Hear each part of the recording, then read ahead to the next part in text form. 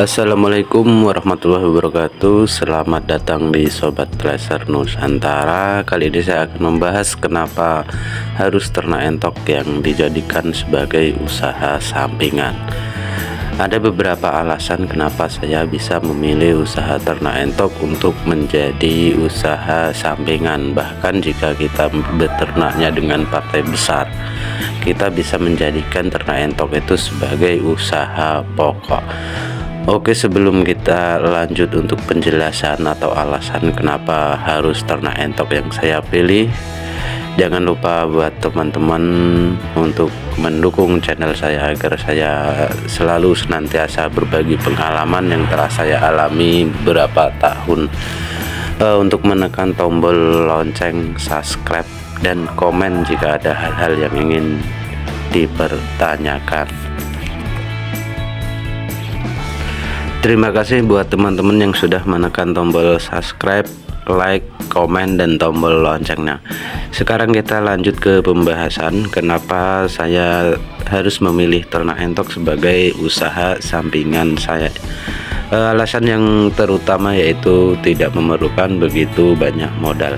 Kita bisa memulai dengan modal yang paling kecil terlebih dahulu. Jadi sangat cocok buat kita yang baru memulai hidup mandiri atau yang masih bekerja sebagai pekerja full time.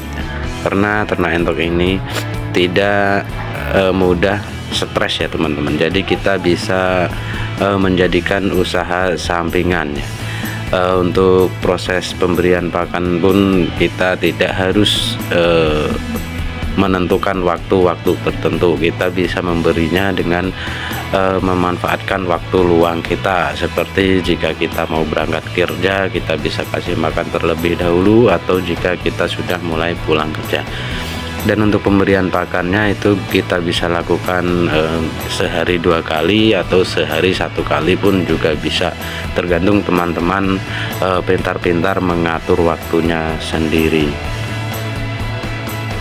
Dan ternak entok ini masih sangat minim sekali pesaing ya teman, terutama di daerah saya itu saya belum menjumpai ternak entok dengan partai besar, masih rata-rata skala rumahan ya teman-teman. Jadi ini masih sangat berpotensi sekali buat kita para pemula untuk memulai usaha ternak entok.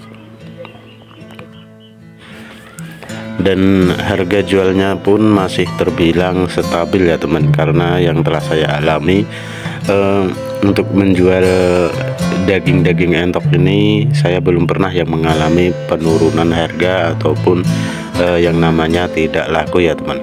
Karena di tahun-tahun sekarang ini peminat atau penikmat daging entok itu sudah mulai meluas ya teman. Jadi sudah mulai banyak yang mengenal di lingkungan masyarakat kita. Jadi buat teman-teman yang ingin memulai ternak entok itu jangan takut yang namanya bayang-bayang ya teman. Jika kita ingin memulai usaha tapi tidak memiliki modal yang begitu cukup, maka boleh memulai usaha ini terlebih dahulu. Jika masih ragu ya bisa menjadi perantara untuk mengembangkan usaha yang kita inginkan ke depannya ya teman-teman. Untuk pemasarannya pun masih sangat mudah ya teman, karena sekarang itu di sosial media itu banyak sekali grup-grup jual beli unggas, jual beli entok, itu sangat banyak ya. Kita bisa melakukan pemasaran melalui sosial media. Jadi tidak perlu bingung ya teman-teman, apalagi jika kita hidup di desa itu, jika kita memulai ternak itu satu desa mudah sekali mengenal usaha yang baru kita mulai ya, tidak seperti di kota-kota yang orangnya itu rata-rata cuek ya teman. Tetapi untuk di desa ini jika satu orang sudah memulai ternak, maka satu desa pun akan tahu ya teman-teman, karena perkembangan dari mulut ke mulut itu sangat cepat sekali menyebar.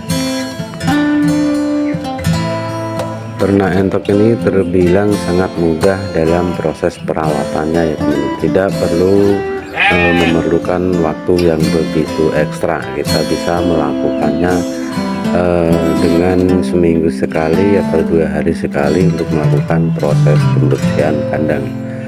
Kuncinya untuk memulai beternak entok itu yaitu lantai kandang harus dijaga selalu tetap kering ya. Jika lantai kandang selalu tetap kering, maka akan terhindar dari yang namanya bakteri atau virus yang mudah menyebar ya teman-teman.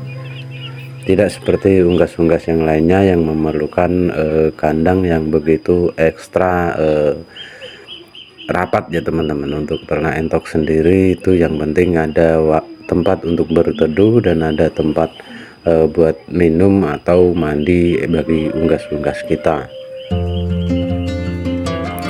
Ya, walaupun ternak entok ini terbilang sangat boros untuk konsumsi pakannya, tetapi saya tetap memilih untuk usaha ternak entok dikarenakan banyak sekali sumber-sumber pakan di lingkungan sekitar kita yang bisa kita berikan kepada ternak entok kita ya teman-teman.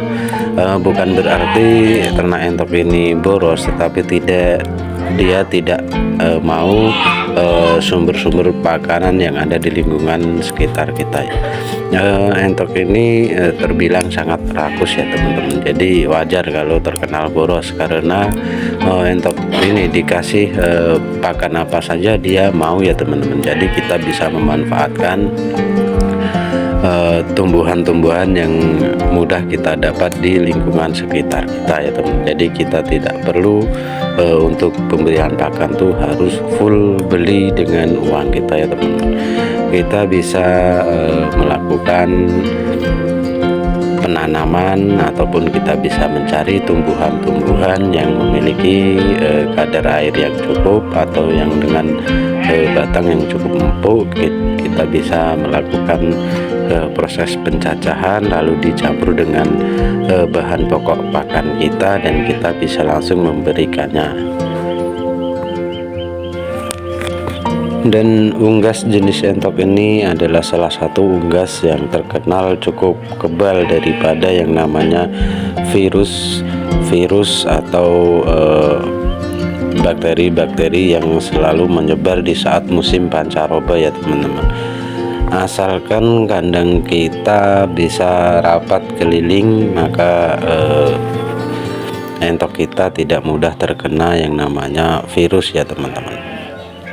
Jadi itulah beberapa alasan kenapa saya tetap memilih usaha ternak entok di belakang rumah ya teman.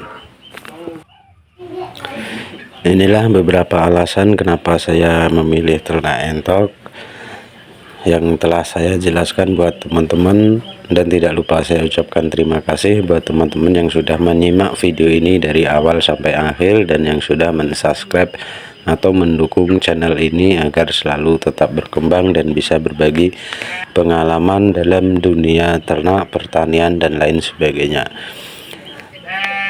Nantikan video-video selanjutnya tentang peternakan entok. Terima kasih. Jika ada pertanyaan boleh langsung tulis di kolom komentar.